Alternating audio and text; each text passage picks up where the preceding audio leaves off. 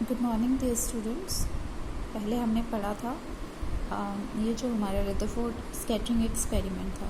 Okay, इससे हमें 3 conclusions जो थे एक्सपेरिमेंटल ऑब्जर्वेशन जो ऑब्ज़र्व की थी रदरफोर्ड ने, वो ये थी कि 99% अल्फ़ा पार्टिकल्स जो थे वो पास हो गए थे गोल्ड फॉइल से, ठीक है, और कुछ अल्फ़ा पार्टिकल्स जो थे वो स्मॉल एंगल से डिफ्लेक्ट हुए थे और बहुत कम अल्फ़ा पार्टिकल्स जो थे वो मेजर डिफ्लेक्शन उनको मिली थी, ठीक है।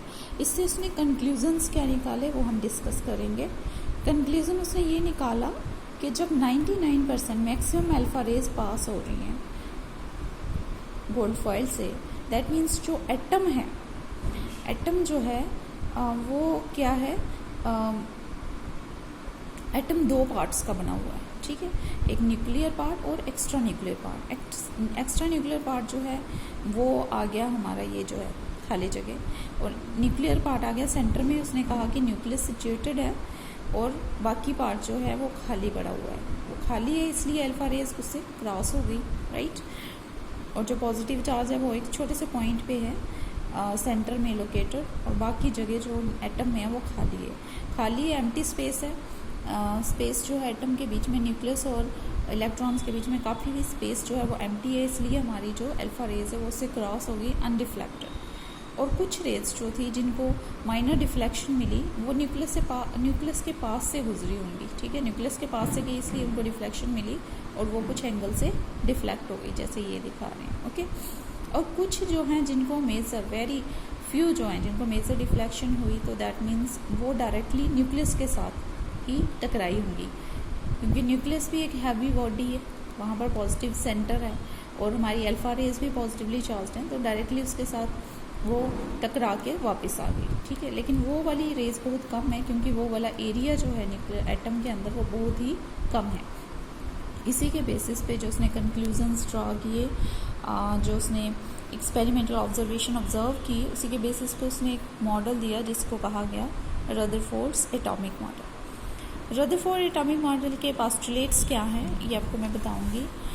रदरफोर्ड एटॉमिक मॉडल कहता है कि एटम जो है वो 2 पार्ट्स का बना हुआ है। It consist of 2 parts, 2 parts का बना है, एक न्यूक्लियस और दूसरा एक्स्ट्रा न्यूक्लियर पोर्शन, ठीक है।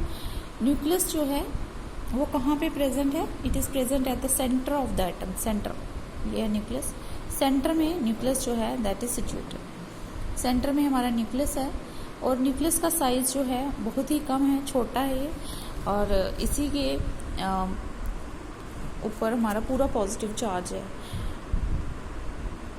ये इसका साइज़ है almost 10 raise to power, nucleus का साइज़ है कोई 10 रेज़ टू पावर -15 मीटर होगा, लेकिन एटम का साइज़ जो है वो है आपका, एटम का साइज़ है 10 रेज़ टू पावर -10 मीटर, ठीक है। तो इससे आपको पता चलता है कि न्यूक्लियस जो है एटम के मुकाबले में काफ़ी छोटा है, ठीक है। अब जो पॉजिटिव चार्ज है इसके ऊपर, न्यूक्लियस के ऊपर, वो डिपेंड करता है एटम टू एटम, वेरी करेगा, हर एक एटम के लिए डिफरेंट होगा, ये नहीं है कि सेम होगा। तो प्रोटॉन की वजह से जितने प्रोटॉन्स होंगे उसके अकॉर्डिंगली उसके ऊपर पॉजिटिव चार्ज होगा।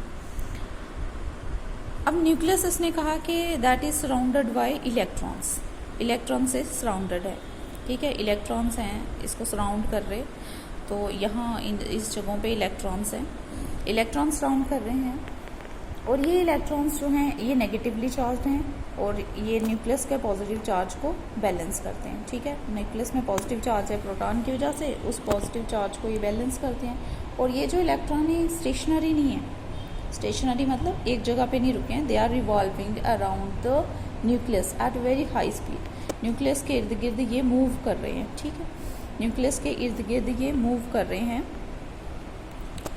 Eight a very high speed. अब उसने एक बात यहाँ की कि सेंट्रीफ्यूगल फोर्स की।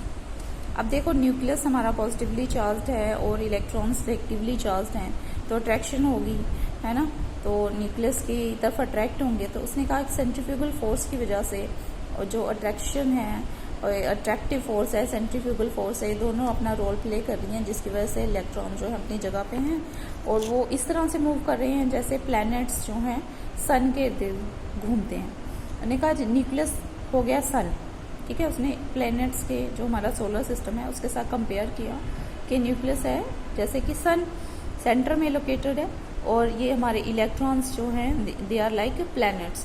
जैसे प्लैनेट्स सन के इर्द गिर्द घूमते हैं, वैसे ये इलेक्ट्रॉन्स जो हैं they are revolving around the nucleus, और इनको प्लैनेटरी इलेक्ट्रॉन्स भी कहा उसने, ठीक है। तो ये जो स्पेस एम्प्टी है काफ़ी, है ना, यहाँ बीच बीच में इलेक्ट्रॉन्स हैं वो इसके इर्द गिर्द घूम रहे हैं जैसे प्लैनेट्स घूमते हैं, और ये प्लैनेटरी इलेक्ट्रॉन्स। तो ये था हमारा रदरफोर्ड का एटॉमिक मॉडल।